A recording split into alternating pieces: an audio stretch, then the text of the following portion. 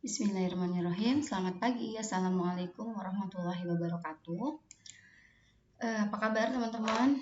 Baik, hari ini mungkin sesi terakhir ya di mata kuliah kita biostatistik.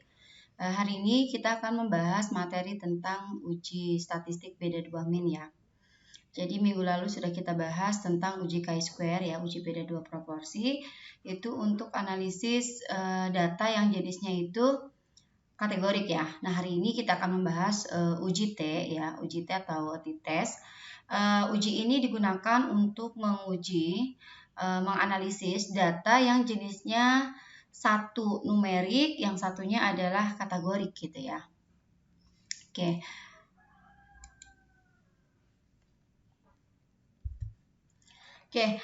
Aplikasi untuk uji statistik uji T ini ya atau uji t-test ini kita bisa aplikasikan pada kasus-kasus seperti ini ya. Yang pertama bisa kita terapkan pada kasus yang pertama ini contohnya seorang peneliti ingin melihat apakah ada perbedaan rata-rata dari kadar nikotin rokok yang merek A yaitu dengan kadar rata-ratanya ada 23,1 mg dengan kurang lebih standar deviasinya ini 1,15 dengan rokok merek B gitu ya. Jadi yang kedua seorang peneliti ingin melihat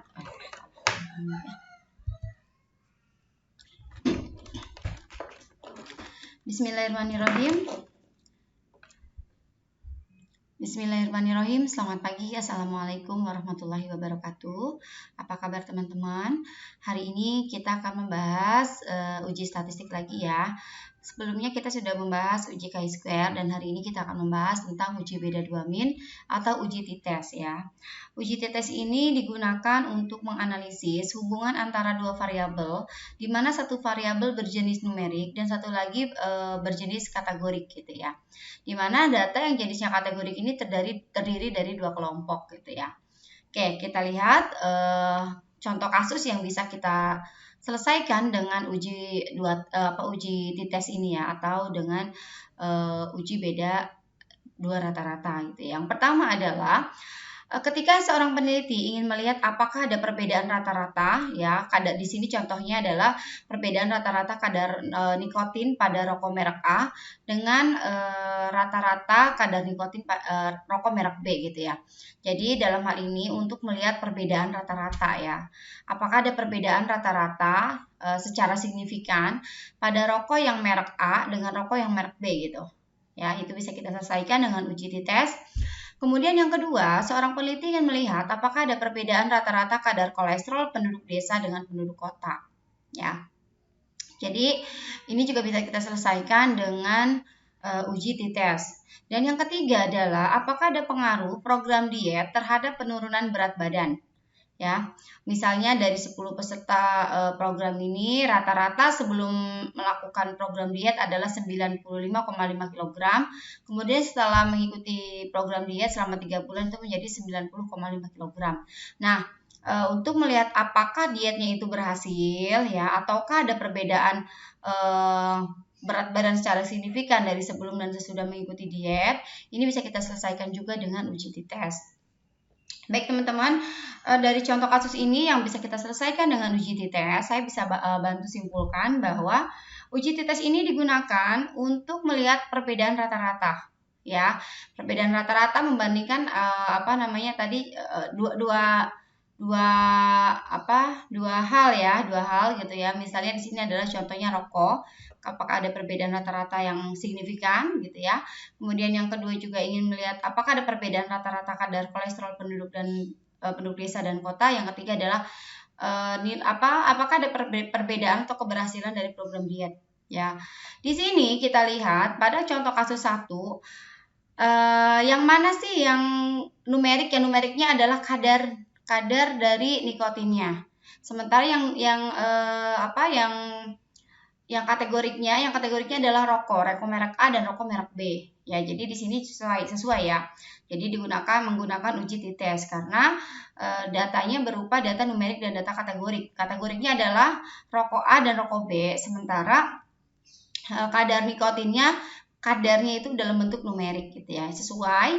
Kemudian contoh yang kedua juga sama ya, di sini yang merupakan data numerik adalah rata-rata kadar kolesterol ya. Jadi data kadar kolesterol itu dalam bentuk numerik, sementara penduduk desa dan kota itu dalam bentuk kategorik gitu.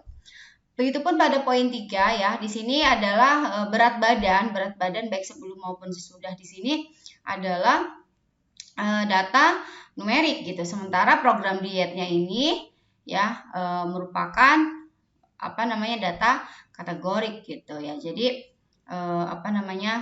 program diet artinya di sini adalah sebelum gitu ya dan sesudah diet gitu, ada merupakan dua kategori gitu ya, seperti itu. Jadi ini bisa kita selesaikan dengan uji t-test ya. Dapat kita simpulkan bahwa uji t-test ini digunakan untuk menganalisis dua hubungan variabel, yang satu jenisnya kategorik, yang satu adalah numerik. Di mana data yang jenisnya numerik kategoriknya itu terdiri dari dua kelompok. Misalnya apa? Misalnya yang kasus 1 ya, itu rokok A dan rokok B ada dua gitu ya. Kalau dengan rokok C, nah itu tidak bisa kita selesaikan dengan uji t-test ini, tetapi dengan uji yang lain ya. Kalau lebih dari dua itu ujinya uji ANOVA. Ya, jadi di sini kita gunakan uji t-test karena hanya dua kelompok saja, kelompok rokok A dan rokok B. Kemudian pada kasus 2 juga sama ya, yaitu penduduk desa dan kota, hanya dua gitu ya. Yang ketiga juga sama, yaitu sebelum dan sesudah begitu. Baik, kita lihat selanjutnya. Uji beda 2 min ya, jadi alternatif penyelesaian kasus. Jadi dalam hal ini, dalam uji statistik untuk melihat perbedaan rata-rata dua kelompok, kita gunakan uji T, dan ada dua hal pokok yang harus diperhatikan ya.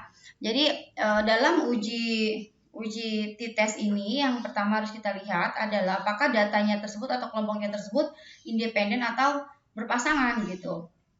Jadi kalau teman-teman masih ingat dari bagian uji statistik yang pernah saya jelaskan ya, jadi uji t-test itu ada dua, ada t-test dependen dan t-test independen ya. Uji t-test independen itu digunakan pada kelompok responden atau pada kelompok datanya itu yang saling bebas ya, kelompoknya itu bebas. Sementara kalau yang dependen atau berpasangan itu yang paired atau berulang gitu, ada pengukuran berulang. Ya, jadi pada saat teman-teman menyelesaikan suatu kasus, perhatikan dulu, dilihat dulu pada saat teman-teman akan menggunakan uji t-test ya. Jadi yang pertama, perhatikan apakah sudah memenuhi syarat yang pertama tadi, datanya berupa numerik dan kategorik. Kemudian setelah itu, perhatikan datanya berpasangan atau tidak. Cara data berpasangan ini adalah yang disebut data berpasangan itu terjadi pengukuran berulang pada kelompok yang sama gitu. Ya, kalau independen ya berarti tidak terjadi pengukuran yang berulang. Ya, perhatikan itu. Oke. Di contoh kasus ini ya. Di contoh yang ini yang sudah tadi kita bahas, kita bisa melihat yang mana sih yang independen, yang mana sih yang dependen gitu ya, atau yang paired, yang berpasangan gitu. Pada kasus 1 dan kasus 2 ini adalah contoh kasus dengan data yang independen atau datanya itu tidak berpasangan gitu ya. Sementara kasus yang ketiga ini adalah contoh dari data yang berpasangan atau data yang dependen ya, seperti itu. Kenapa? Kita lihat yang nomor 1, rokok merek A dan rokok merek B masing-masing kan diukur hanya sekali aja gitu, ya kan? Jadi tidak 2 kali, tidak berulang gitu. Jadi hanya 1 kali, berarti dia dia tidak berpasangan. Yang kelompok 2 juga sama. Apakah ada perbedaan rata-rata kadar kolesterol penduduk desa dan penduduk kota? Penduduk desa diukur hanya 1 kali berapa kadar kolesterolnya, begitupun dengan penduduk kota hanya diukur 1 kali saja gitu ya. Jadi datanya merupakan data independen gitu atau tidak berpasangan. Nah, sementara yang nomor 3 ini dari peserta program diet ini kan diukur 2 kali ya, sebelum diet ditimbang, setelah itu respondennya itu mengikuti diet, setelah diet itu kemudian ditimbang lagi. Artinya di sini terjadi 2 pengukuran, ya kan? Pengukuran pertama sebelum diet dan pengukuran kedua adalah setelah diet. Nah, ini di sini berarti kasus nomor 3 adalah datanya itu data berpasangan gitu ya, atau kita selesaikan dengan uji t-test yang paired atau yang dependen gitu ya. Jadi kita selesaikan kasus 1 dan kasus 2 ini adalah dengan uji t-test independen. Sementara yang kasus nomor 3 ini kita selesaikan dengan uji t-test paired atau uji t-test dependen gitu, karena datanya berpasangan. Seperti itu ya, mudah-mudahan sampai sini jelas. Oke, kita akan coba dulu lihat di yang paired dulu ya, yang berpasangan ya. Jadi uji t-test ada 2, ingat, uji t-test berpasangan dan uji t-test tidak berpasangan atau independen. Seperti itu. Kita bahas yang berpasangan atau paired t-test.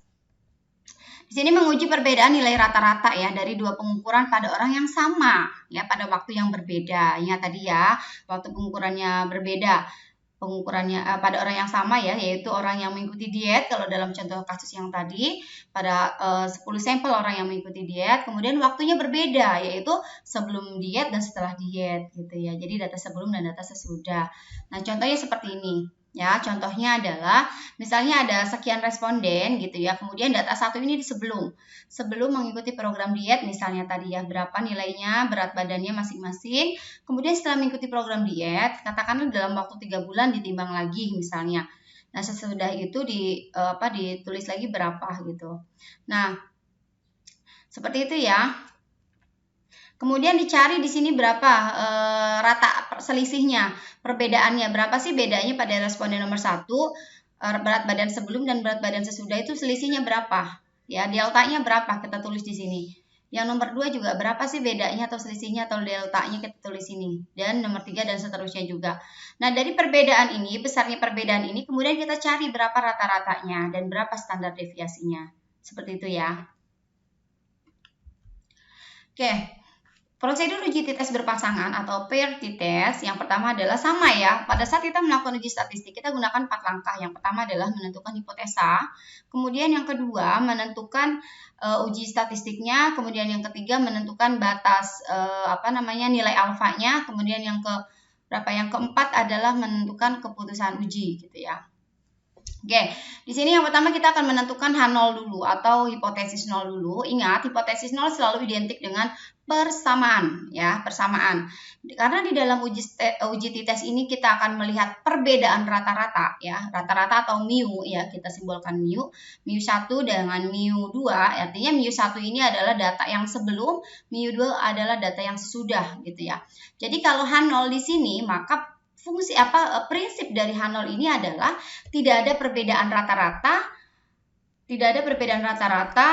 sebelum dan sesudahnya gitu. Jadi rata-rata yang pertama dengan rata-rata yang kedua itu tidak ada beda ya, atau dengan kata lain kita bisa sebutkan rata-rata dari deltanya itu adalah 0 gitu ya. Jadi karena nggak ada selisih, sama aja. Misalnya berat badan sebelum diet itu 60 kilo, setelah diet juga 60 kilo, artinya berat badan sebelum dan sesudah sama aja gitu ya, tidak ada perbedaan.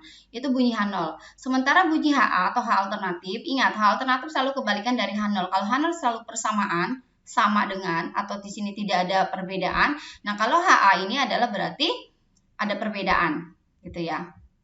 Nah, dengan kata lain kita sebutkan bisa jadi selisih mu 1 dikurangi mu 2 atau rata-rata sebelum dikurangi rata-rata sesudah ini tidak sama dengan 0. Ya, tidak sama dengan 0, atau bisa kita katakan juga rata-rata dari delta ya, rata-rata dari selisihnya itu ya sama dengan 0 ya. Nah, ini 0 ya. Rata-rata min atau rata-rata dari selisih dari deltanya adalah 0 gitu. Ya. Ini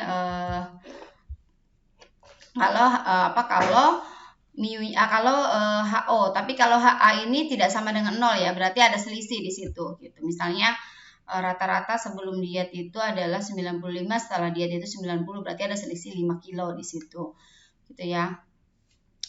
Nah, kesimpulannya berarti kalau HA ini berarti ada perbedaan ya. Ini kalau untuk two tail ya. Kalau misalnya untuk one tailnya ini bisa terjadi penurunan atau peningkatan. Oke, sebelum saya lanjutkan, saya jelaskan sedikit dulu tentang two tail dan one tail. Ini mestinya sih sebenarnya dijelaskan di dalam materi metodologi penelitian. Ini harus dijelaskan juga apa itu two tail dan one tail. Ini terkait dengan hipotesis penelitian kita ya. Teman-teman coba perhatikan bunyi pernyataan yang saya buat. Yang pertama adalah ada perbedaan rata-rata berat badan sebelum dan sesudah mengikuti diet. Oke ya, itu yang pertama. Yang kedua, rata-rata berat badan setelah diet lebih rendah ya dibandingkan dengan rata-rata berat badan sebelum diet. Gitu. Atau contohnya lagi adalah rata-rata kadar kolesterol penduduk kota lebih besar dibandingkan dengan rata-rata kadar kolesterol penduduk desa misalnya. Beda ya bunyinya ya. Jadi yang pertama hanya menunjukkan ada perbedaan. Kalau hanya menunjukkan ada perbedaan saja, berarti itu two tail atau dua arah. Ya, hipotesisnya itu dua arah atau two tail gitu, two tail atau dua arah gitu.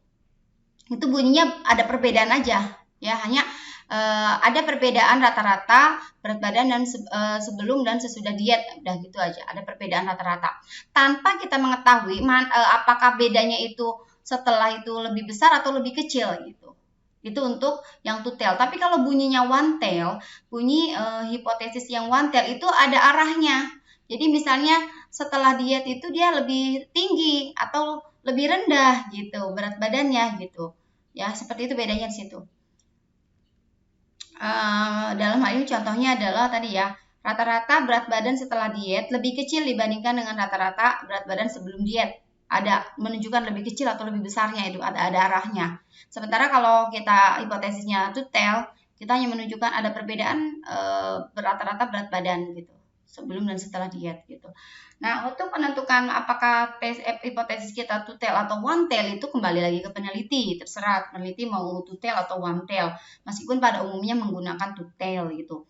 Lalu dampaknya apa sih kalau kita menggunakan one tail atau two tail gitu? Ini dampaknya pada pemilihan nilai T hitung atau menentukan atau pada saat kita melihat nilai nilai dari p-value gitu ya. Kalau misalnya kita menggunakan SPSS, biasanya yang outputnya itu yang bisa langsung kita lihat, yaitu nilai p-value-nya.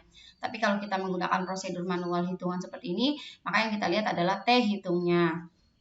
Oke teman-teman, setelah kita menentukan H0 dan HA ya, lalu kita menentukan uji statistiknya. Uji statistik yang kita gunakan adalah uji t-test berpasangan atau uji t-test dependen atau paired t-test gitu ya. Kenapa menggunakan uji paired t-test ini? Karena datanya berpasangan. Responden diukur sebanyak 2 kali ya, diukur sebelum dan diukur sesudahnya gitu. Oke, kesimpulannya adalah keputusan ujinya jika kapan HA ditolak dan kapan HA diterima gitu ya. H0, kapan H0 ditolak dan kapan H0 diterima. Oke, kita lihat H0 ditolak jika mu1 dikurangi mu2 itu sama dengan 0. Ya.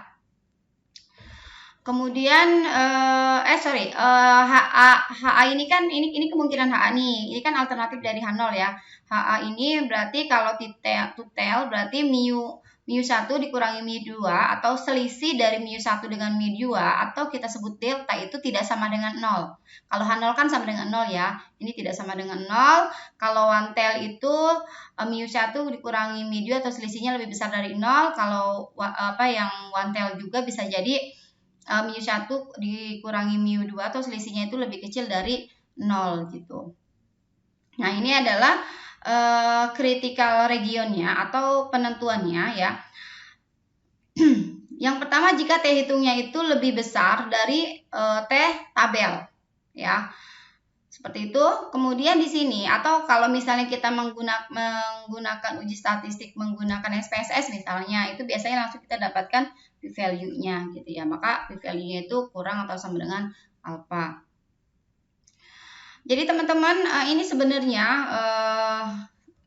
kalau teman-teman masih ingat dengan uji chi-square itu sama sepertinya, sama seperti uji chi-square. Kalau uji chi-square itu kita membandingkan x kuadrat dibandingkan dengan x tabel kan. Nah, ini juga sama. Pada uji t-test kita untuk menentukan apakah H0 diterima atau H0-nya ditolak itu dengan melihat nilai T-nya, T hitung dengan T tabelnya gitu ya. Kalau uji chi-square dengan membandingkan X hitung dengan X tabel. Nah, kalau di uji t-test berpasangan, kita membandingkan T hitung dengan T tabel. Kalau misalnya T hitungnya itu lebih besar dari T tabel, maka H0-nya ditolak. Dengan kata lain, ada perbedaan yang bermakna seperti itu. Itu sih ya kesimpulan sederhananya gitu. Oke, kalau misalnya sudah kita tentukan keputusannya, baru kita masuk hitung. Kita cari nilai T-nya gitu ya. Karena kita akan membandingkan T hitung dengan T tabel. Maka setelah kita menentukan H0, kemudian menentukan uji statistiknya apa, menentukan nilai alfanya berapa, lalu ya udah kita hitung. Kita hitung dengan cara mencari nilai T hitung dan T tabelnya. Kita cari T hitungnya dulu ya. Hitung perbedaan masing-masing pasangan ya. Jadi cari nilai deltanya, delta 1, delta 2 sekian, tergantung ada berapa responden gitu ya. Jadi D1 sama dengan XI yang kedua dikurangi XI ke 1. Jadi data sesudah dikurangi data sebelum, seperti itu. Lalu hitung min atau rata-rata dan standar deviasi atau SD ya dari perbedaan tersebut ya. Setelah kita hitung berapa rata-ratanya, kemudian jangan lupa juga kita hitung standar deviasinya ya. Ini deltanya kita hitung, kemudian kita hitung standar deviasinya. Setelah kita dapat berapa nilai rata-rata dari selisih dan juga berapa nilai standar deviasinya, baru kita masukkan ke dalam rumus T-nya ya. Ini rumus T-nya ya untuk mendapatkan nilai T hitung ya. Jadi untuk mendapatkan nilai T hitung, teman-teman harus mencari nilai rata-rata dari selisih atau deltanya, kemudian cari berapa standar deviasinya. Baru setelah itu masukkan ke dalam rumus uji T-nya gitu ya.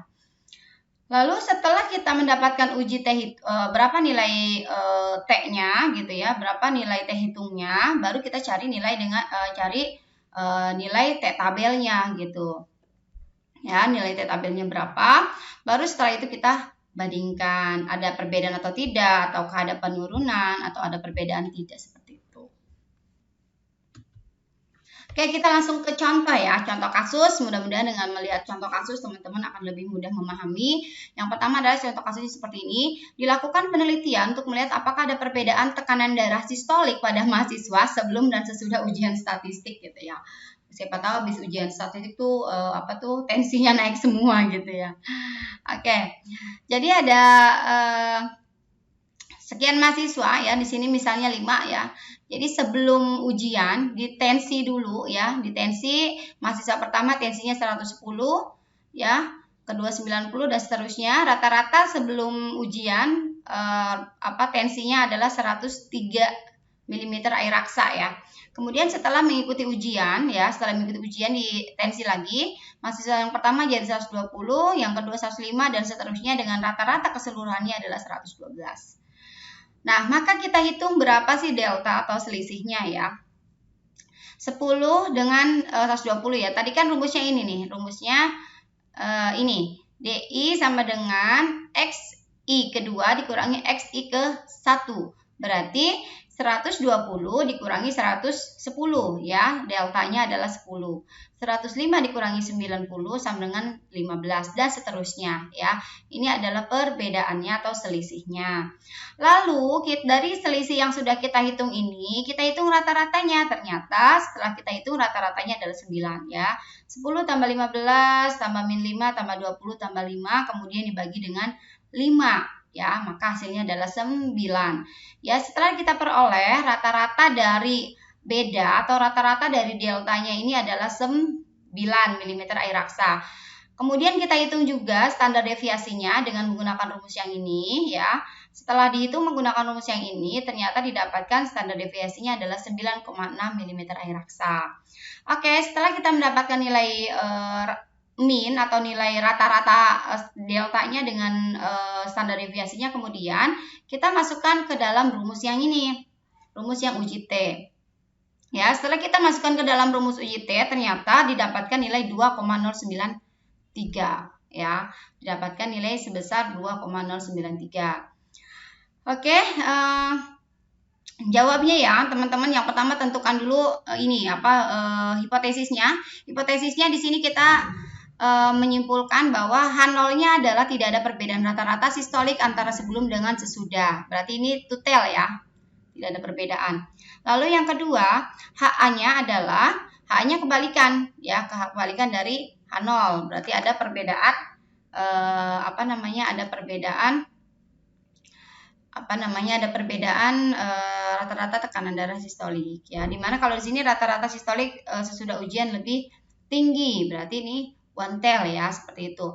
Kemudian uji statistik di sini alfanya kita gunakan 0,05 ya. DF-nya sama dengan N-1. Ingat kalau mau lihat T tabel itu kan kita harus lihat DF-nya, degree of freedom-nya ya, atau derajat kebebasannya, yaitu N-1. N-nya adalah jumlah dari sampel atau respondennya gitu. Oke, kemudian kita akan melihat critical region-nya atau kapan H0-nya ditolak. Yang pertama adalah jika T hitungnya itu lebih besar dari T tabel.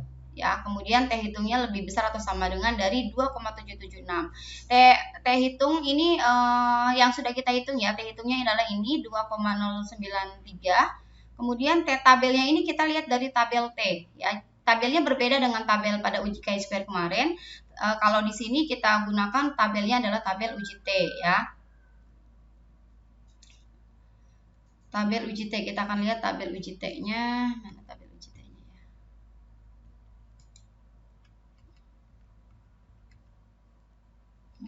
Nah, ini tabel uji T.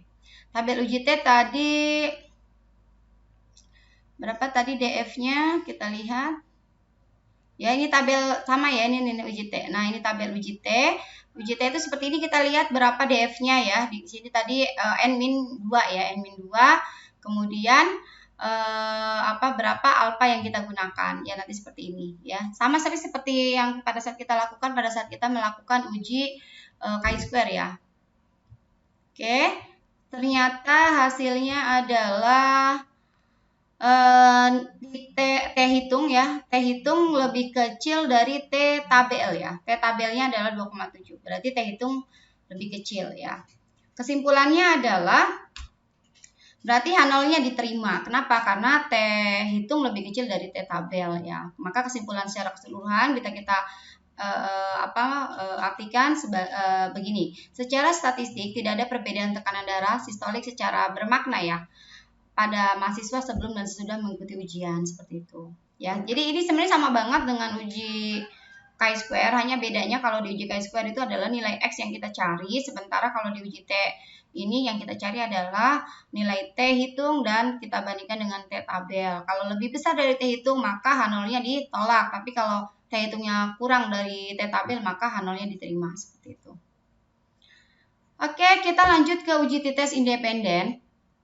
Tadi bedanya ya, kalau uji t-test paired atau dependen atau yang berpasangan itu uji datanya itu berpasangan. Tapi kalau uji t-test independen ini datanya independen atau tidak berpasangan. Jadi masing-masing responden diukur hanya satu kali saja, gitu ya. Kayak di sini kita di sini misalnya menguji perbedaan nilai rata-rata ya dari dua pengukuran yang sama pada orang atau kelompok yang berbeda ya. Jadi kelompok yang berbeda dan orang yang berbeda berarti tidak terikat satu sama lain. Artinya di sini adalah independen atau saling bebas gitu ya.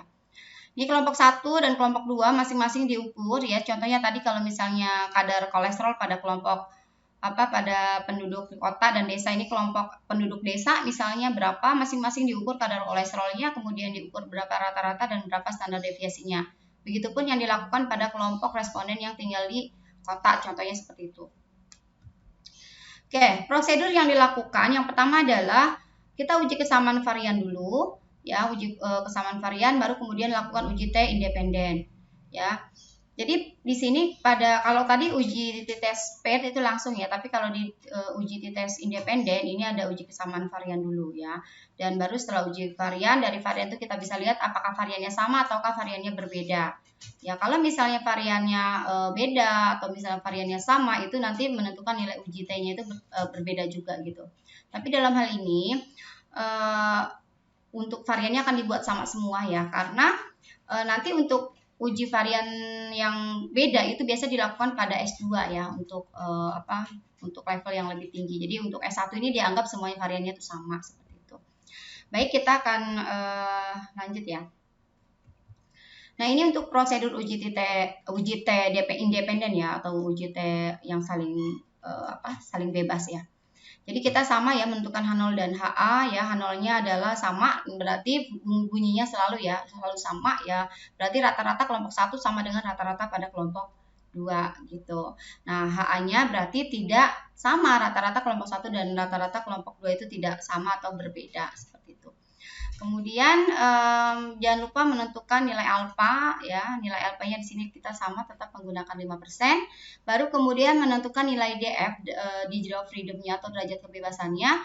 Ini berbeda ya, beda dengan pada saat kita melakukan uji t-test paired yang tadi ya. Di sini kita menggunakan n sama dengan n1 plus n2 min 2. Ini rumusnya. Kalau tadi kan n min 2 aja langsung ya. Kalau ini N1 plus N2 dikurangi 2 gitu. Oke teman-teman, saya lanjutkan dulu. Kemudian di sini yang keempat adalah kita akan melakukan uji T independen dengan asumsi variannya sama ya, variannya sama. Jadi seperti yang saya jelaskan tadi, untuk level S1 ini kita akan buat variannya itu dianggap sama seperti itu.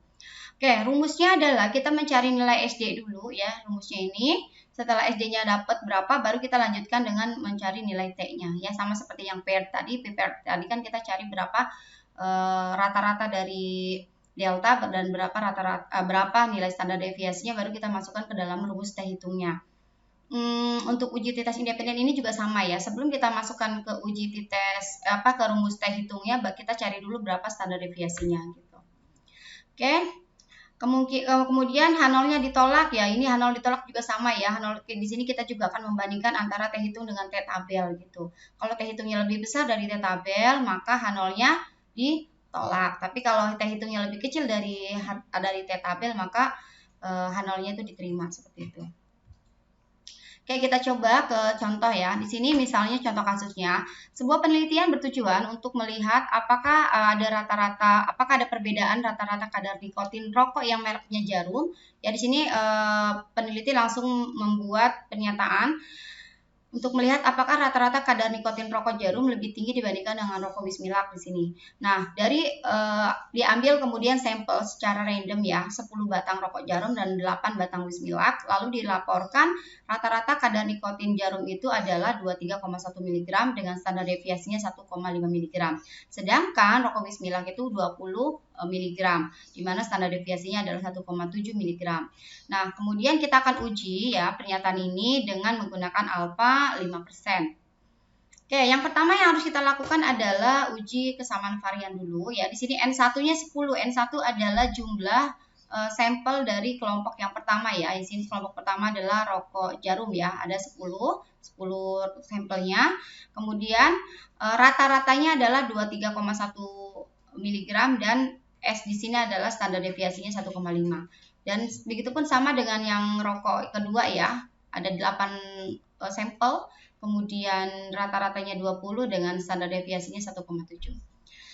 Lalu kita tentukan H0 ya, H0 dan HA-nya. Jangan lupa H0-nya selalu sama, berarti rata-rata kelompok yang satu dengan kelompok yang 2 itu sama ya. Di sini kita akan uji varian dulu ya. Uji varian berarti kita akan menggunakan nilai TO-nya ya. Nilai TO kelompok 1 dengan yang 2 itu sama gitu ya. Sedangkan yang HA-nya itu berbeda ya. Jadi dalam hal ini kita bisa sebutkan bahwa H0-nya ini bunyinya adalah varian kadar nikotin rokok Jarum sama dengan rokok Wismilak. Sementara yang HA-nya ini kebalikannya. Berarti variannya itu berbeda seperti itu. Derajat kemaknaannya tadi sudah kita sebutkan 5% ya. Nah, oke, langkah selanjutnya kita menentukan uji statistiknya. Kita gunakan uji F-test ya. Ingat teman-teman, di sini kita ada uji F-test dan uji t-test. Kapan kita gunakan uji F-test? F-test ini digunakan untuk menguji varian. Sementara uji t-testnya itu tadi ya untuk melihat rata-rata, perbedaan rata-rata.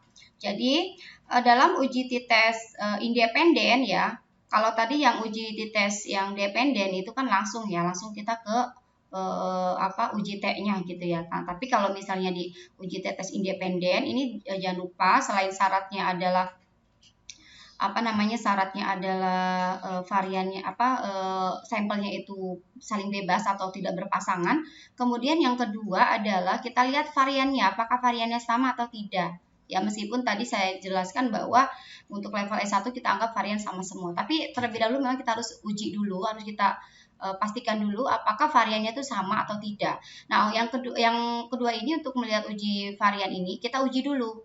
Jadi sebelum melakukan uji T kita lakukan uji F dulu ya, seperti itu tahapannya, uji F dulu untuk melihat varian sama atau tidak, baru kemudian kita lanjutkan dengan menggunakan uji t-test. Ya, karena uji t-test dengan varian yang sama, dengan rumus uji t-test dengan varian yang berbeda, itu rumusnya berbeda gitu ya. Nah, di sini kita akan gunakan rumus uji t-test yang variannya sama ya. Oke, jadi yang pertama ini kita lakukan uji varian dulu ya. Uji varian menggunakan uji f-test. Ya, rumusnya adalah F sama dengan S1 kuadrat dibagi dengan S2 kuadrat, di mana S1-nya ini lebih besar dari S2 ya. Nah, di sini angkanya kita dapatkan 1,28 ya. Ya, lihat di sini standar deviasi ya. S-nya adalah standar deviasi, yang kelompok 1 tadi 1,5, kelompok 2 adalah 1,7 ya. Kita masukkan ke dalam rumus ya. 1,7 kuadrat dibagi dengan 1,5 kuadrat, hasilnya 1,28. Oke. Kemudian kita akan melihat F tabelnya ya, sama untuk uji F, untuk uji varian ini juga kita akan membandingkan F hitung dengan F tabel ya. F hitungnya sudah kita dapat yaitu 1,28, dan sekarang kita cari F tabel. F tabelnya itu juga sama, kita menggunakan melihat tabel F yang sudah baku ya. Nah, ini untuk melihat F tabel ini berbeda dengan yang tadi pada saat kita melihat tabel T ya, itu hanya DF-nya itu N-2, tapi kalau di F tabel ini nilainya itu kita cari berapa numerator dan berapa denominatornya. Ya, jadi berapa penyebut dan pembilangnya yang kita cari di sini. Ya, di sini numeratornya adalah 8-1 ya. Tadi kelompok yang kedua itu kan ada 8 ya, berarti 8-1 yaitu 7. Yang kemudian denominatornya adalah ada 10 tadi ya, 10 kurangi 1 berarti 9. Ya, ini kan jumlah N. N1 10, N2 adalah 8. Oke, dengan alfa 0,05 dari F tabel kita dapatkan 3,29. Nah, ini F tabel ya. Jadi F tabel berbeda dengan T tabel gitu. Nah, ini untuk distribusi F-nya ini kita lihat yang tadi penyebutnya adalah 9 ya. Penyebutnya 9 dan pembilangnya adalah 7 ya. Cara lihatnya juga sama ya, didapatkan 3,29. Tabelnya ini yang kita gunakan. Oke ya, berarti kita bisa simpulkan F hitungnya lebih kecil dari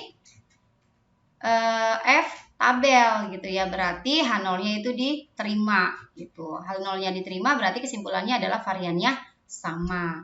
Nah, setelah kita sudah selesai nih mengetahui variannya ternyata sama, baru kita lanjutkan dengan melakukan uji T ya. Uji T dengan varian yang sama. Oke. Nah, untuk uji T dengan varian yang sama, ini juga langkahnya sama ya, kita menentukan H0 dan HA. Ingat kalau untuk uji T ini berarti yang kita lihat adalah rata-rata. Kalau yang uji varian tadi kan uji F itu melihat perbedaan varian. Tapi kalau uji T di sini kita untuk melihat perbedaan rata-rata ya. H0-nya berarti ada perbedaan H0-nya berarti tidak ada perbedaan rata-rata, atau dengan kata lain rata-ratanya sama. Dan HA-nya atau H alternatifnya ini berarti ada perbedaan rata-rata.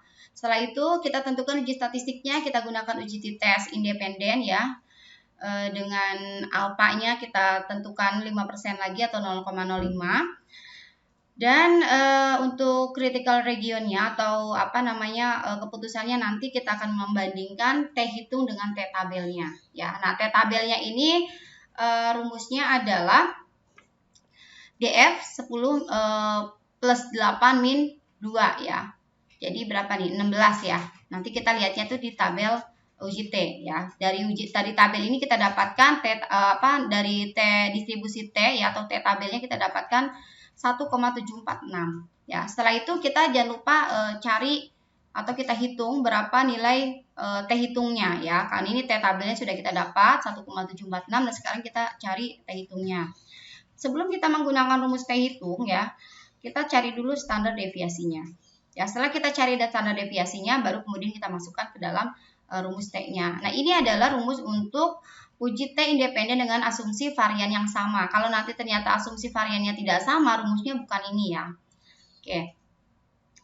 Nah, ini mengikuti data yang tadi ya, lanjutan dari data yang tadi diketahui data N1-nya kan 10, kemudian rata-rata kelompok satunya 23,1 dan standar deviasi kelompok satunya 1,5. Kelompok 2 8 dengan rata-rata 20 dan standar deviasinya 1,7. Oke, dari sini kita lihat dulu ya T tabelnya. Kita cari T tabelnya dulu. Tadi T tabelnya 1,746 ya. Dengan dari degree of freedom-nya adalah 16. 10 tambah 8 kurangi 2. Rumusnya ini ya, N1 plus N2 dikurangi 2. Oke, berarti lihat di baris ke-16 ya, dengan lihat di alfanya 0,05. Ya, ini 1,746 dibulatin 1,7459. Kita bulatkan jadi 1,746. Oke ya, T tabel sudah kita dapat, sekarang kita cari T hitung. Oke, T hitungnya kita masukkan ya pakai rumus yang uji t-test untuk asumsi varian yang sama ya, kita masukkan ke dalam rumusnya. Setelah kita hitung, ternyata standar deviasinya itu kita dapatkan 2,53. Nah, 2,53 ini kita gunakan untuk menghitung T hitungnya ya. Masukkan ke dalam rumus dan didapatkan 4,1. Nah, sehingga T hitungnya kita sudah dapat 4,1, sementara T tabelnya adalah 1,47. Maka kesimpulannya T hitung lebih besar dari T tabel gitu ya. T hitung lebih besar dari T tabel, sehingga H0-nya ditolak gitu. Dengan kesimpulan H0 ditolak, dapat kita artikan bahwa rata-rata kadar nikotin rokok lebih tinggi dari rokok Wismilak, atau ada perbedaan kadar nikotin ya pada kedua jenis rokok tersebut gitu. Oke, itu untuk uji t-test independen. Oke, sekarang kita akan coba menganalisis lagi pada uji t-test yang dependen ya, atau yang berpasangan. Di sini suatu penelitian dilakukan untuk melihat pengaruh dari chlormethiazole ya terhadap kadar serum prolaktin ya pada pria peminum yang alkohol. Nah, dari data ini didapatkan kita mengambil 15 responden ya, 15 responden di mana 5 orang tersebut diukur kadar serum prolaktinnya ya sebelum dilakukan intervensi dan 7 hari sesudahnya. Artinya intervensi di sini tadi pemberian obat chlormethiazole ya. Oke, jadi di sini 15 responden ini diukur sebanyak 2 kali sebelum dilakukan pemberian pengobatan, yaitu kelompok responden nomor 1 sini 250, kelompok 2 300 dan seterusnya. Begitupun dengan sesudahnya ya, responden nomor 1 diukur ternyata 200, kelompok nomor 2 responden nomor 2 260, responden nomor 3 120 dan seterusnya dari 15 orang ini. Oke, lalu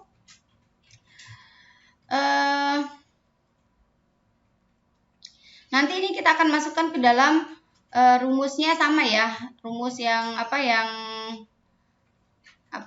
yang uji t-test paired tadi ya. Nah, yang ini. Ya, kita cari dulu berapa rata-ratanya, kemudian cari berapa standar deviasinya. Setelah itu baru kita masukkan ke dalam rumus T hitung ya. Nanti coba teman-teman hitung ya untuk latihan. Gunakan rumus yang tadi ya. Ini yang untuk aplikasi paired t-test ini. Silakan coba dihitung dengan menggunakan alpha 5%. Oke, kemudian untuk yang aplikasi uji t-test independen ya, ini juga teman-teman bisa mau mencoba juga bisa ya. Jangan lupa di sini kita contohnya di sini sebuah penelitian bertujuan untuk melihat perbedaan forced expiratory volume atau kita singkat FEV antara perokok dengan bukan perokok. Jadi kita mau melihat volume paru ya dari 15 orang yang bukan perokok. Ternyata dilaporkan nilai rata-rata dan standar deviasinya adalah 3,421 dengan standar deviasi 0,48 liter ya, Sementara itu, 10 orang perokok dilaporkan rata-ratanya 2,81 liter dan standar deviasinya 0,45 liter. Lalu diuji ya, apakah ada perbedaan bermakna antara kelompok yang merokok dengan kelompok yang bukan merokok.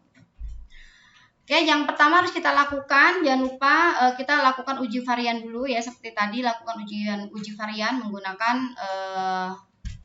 nilai F ya. Kita bandingkan F hitung dengan F tabel ya. Jadi jangan lupa buat H0-nya dulu. Tentukan HA-nya, tentukan alpha-nya 0,05. Lalu kita gunakan uji t-test, uji statistiknya F-test ya, karena untuk melihat uji varian. Ya, kita masukkan ke dalam rumus F hitungnya, didapatkan 1,14. Lalu kita menentukan nilai F tabelnya. F tabelnya kita tentukan numeratornya dan denominatornya ya. Di sini jumlahnya 15 dan 10 tadi ya. Didapatkan F tabelnya adalah 3,02. Keputusannya berarti H0-nya gagal ditolak ya. Artinya H0-nya diterima, gagal ditolak berarti diterima. Maka kita simpulkan varian kedua populasi adalah sama. Setelah kita menentukan, mengetahui variannya sama, baru kemudian kita lakukan uji t-test ya dengan varian sama. Ya, kita masukkan ke dalam rumus ya, kita cari standar deviasi, baru kemudian kita masukkan ke dalam rumus T hitungnya. Ya, setelah itu kita didapatkan dari standar deviasi ini, kita dari perhitungan kita didapatkan 0,219 dan uji T-nya didapatkan 3,19. Maka kesimpulannya T hitungnya 319 sementara T tabelnya 2,069, berarti T hitung lebih besar dari T tabel. Maka H0-nya ditolak. Artinya ada perbedaan rata-rata yang signifikan seperti itu. Oke, teman-teman, itu materi hari ini yang bisa saya jelaskan ya terkait dengan uji t-test ya. Sepertinya untuk uji regresi linear kita tidak bisa bahas ya. Mudah-mudahan kalau pekan depan ujian UAS-nya kita bisa diundur, bisa kita bahas ya yang untuk regresi linear. Tapi kalau nggak keburu ya, nanti saya kasih link materi aja seperti itu. Jadi untuk materi hari ini saya simpulkan ya. Jadi uji T itu ada dua, ada uji t-test dependen atau paired t-test ya yang berpasangan, dan juga uji t-test independen atau uji t-test yang tidak berpasangan. Kapan kita gunakan uji t-test yang berpasangan atau t-test dependen atau paired t-test? Digunakan pada saat kita akan menganalisis ya data yang berpasangan ya, yaitu dilakukan pengukuran yang berulang. Mudahnya sih pre dan post ya, untuk kasus yang pre dan post. Nah, sementara uji t-test independen ini digunakan untuk menganalisis data yang tidak berpasangan atau saling bebas ya. Nah, untuk yang tidak berpasangan ini ya, untuk uji t-test independen ini, tahapan yang harus dilakukan adalah yang pertama melakukan uji varian dulu, uji beda varian dulu. Setelah kita mendapatkan uji varian, ya setelah kita melakukan uji varian menggunakan nilai F ya, menggunakan distribusi F ya, kemudian dilanjutkan dengan melakukan uji beda rata-rata ya, uji beda rata-rata menggunakan distribusi T ya, seperti itu. Oke, diskusi kita lanjutkan di WhatsApp grup ya. Saya cukupkan hari ini. Terima kasih. Assalamualaikum warahmatullahi wabarakatuh.